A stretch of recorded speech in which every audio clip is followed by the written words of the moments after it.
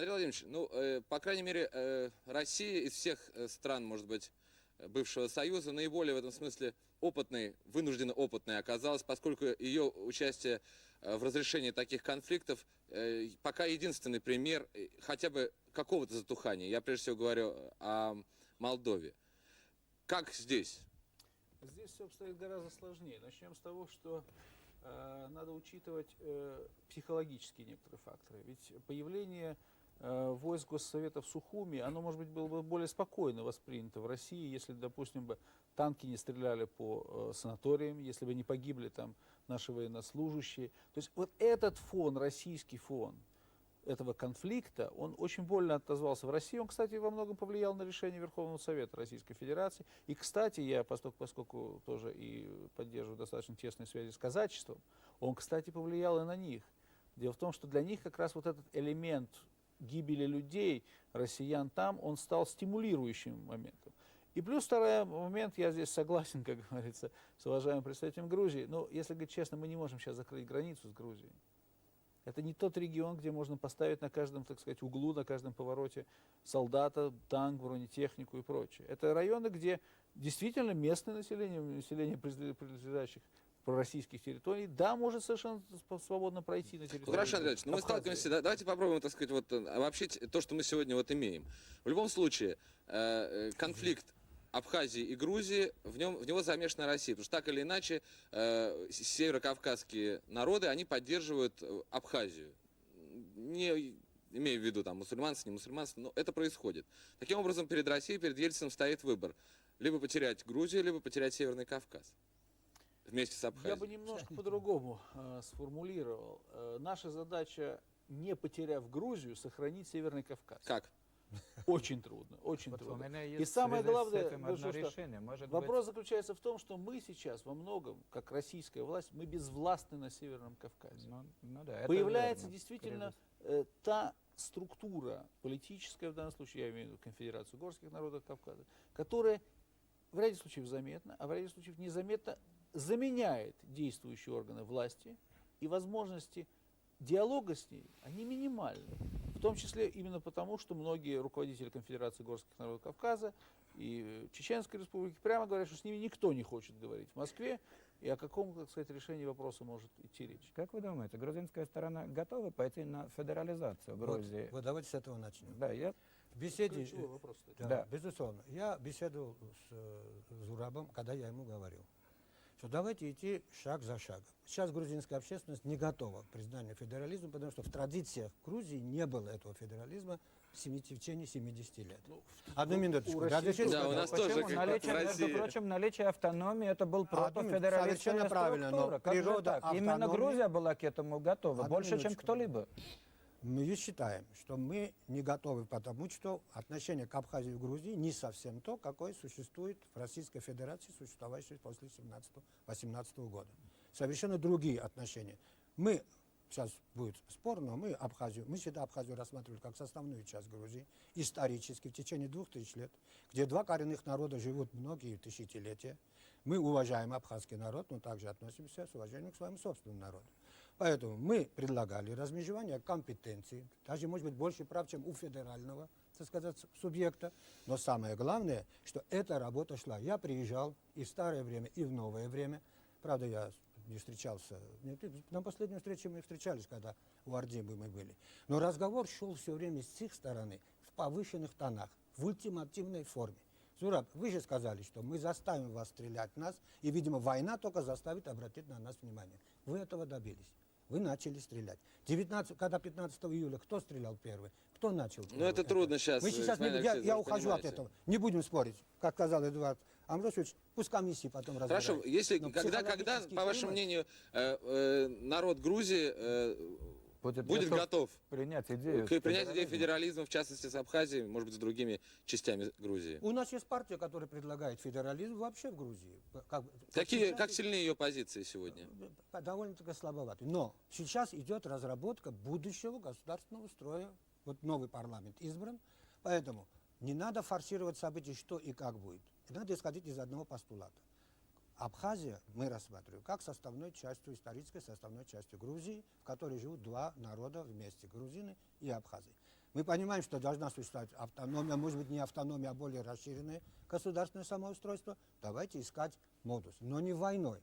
Мы меньше всего собирались воевать, это я могу ответить. Но, тем не менее, так И Эдуард произошло. Шеварднадзе не мог начать с войны, когда он пришел, как, ну, будем говорить, голубь мира в Грузии. А вы разве, простите, а вы разве вот не предвидели, каким последствиям может привести ввод войск? Но неужели это было неясно? Ведь когда в Для вас России это ясно. попытались ввести войска в Чечню, Да. всем было очевидно, Да, что один без арест большого- Шанибова какой без большого привел. кровопролития Да. нельзя будет усмирить Чечню и решить силовыми методами Ну, эту хорошо, проблему. вы Неужели- знаете, в чем дело? Дело в том, что ведь нельзя же в конце концов потакать так сепаратизм.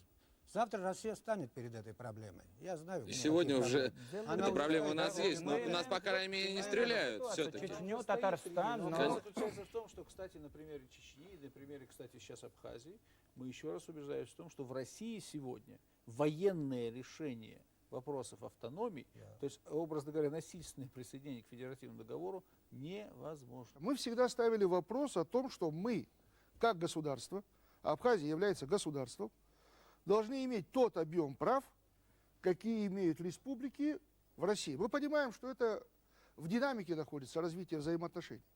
Мы ставили вопрос. Это все пожелания, о которых здесь говорит мой оппонент Алексидзе, это пожелания. Мы каждый раз пытались, чтобы это легло конкретно на бумагу, И вы видели эту конкретно на бумагу. какой-то договор. И вы видели Кстати, эту вот бумагу. парламент, вот о котором говорят, что нам дали там 28 мест, там 26 грузинам, и в смысле это не отражает демографическую ситуацию. Мы-то ведь предлагали совсем другой вариант.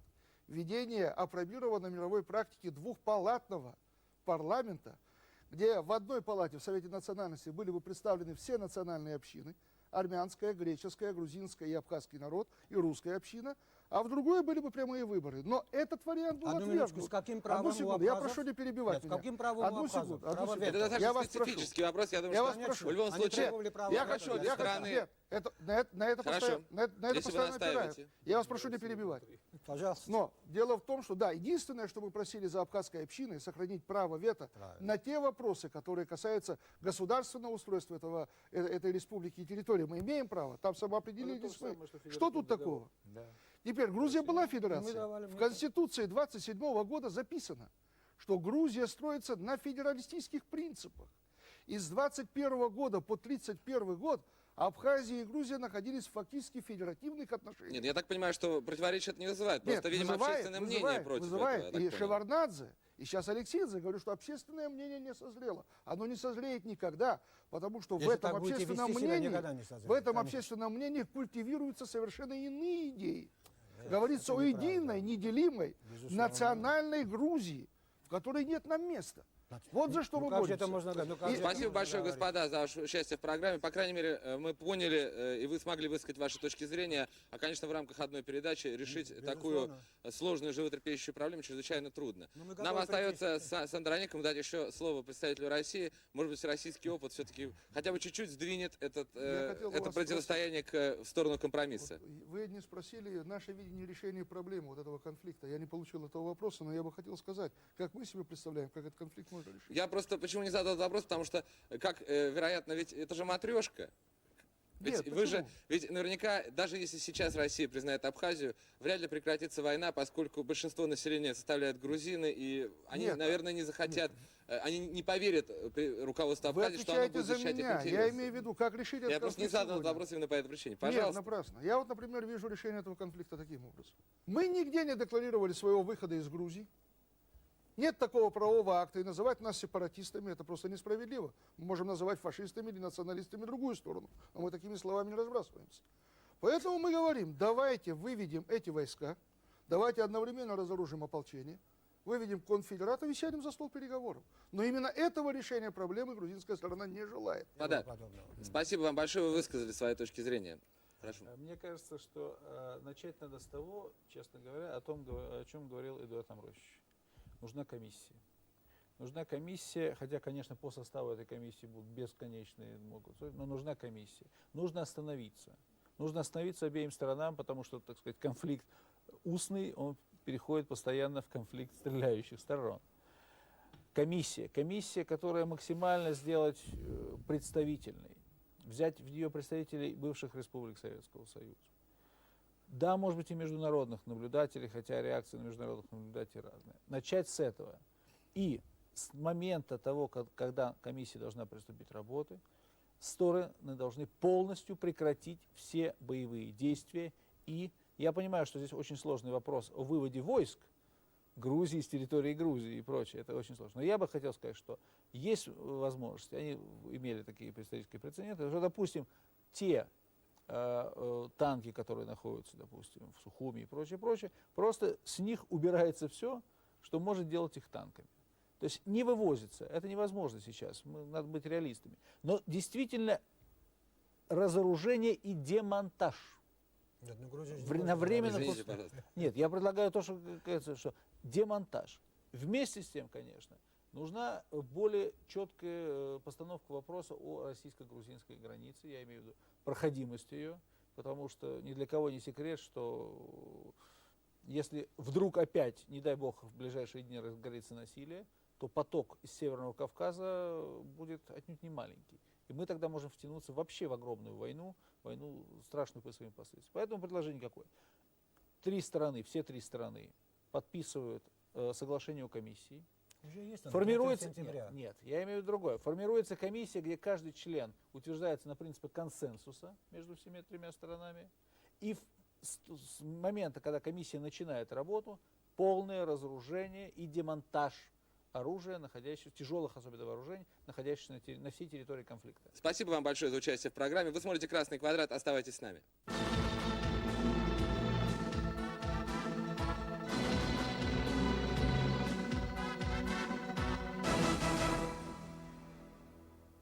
Андроник, сегодня у нас чрезвычайно тяжелая тема, и, конечно, ни нам, да и никому, наверное, в этом мире не выступить судьей в этом конфликте.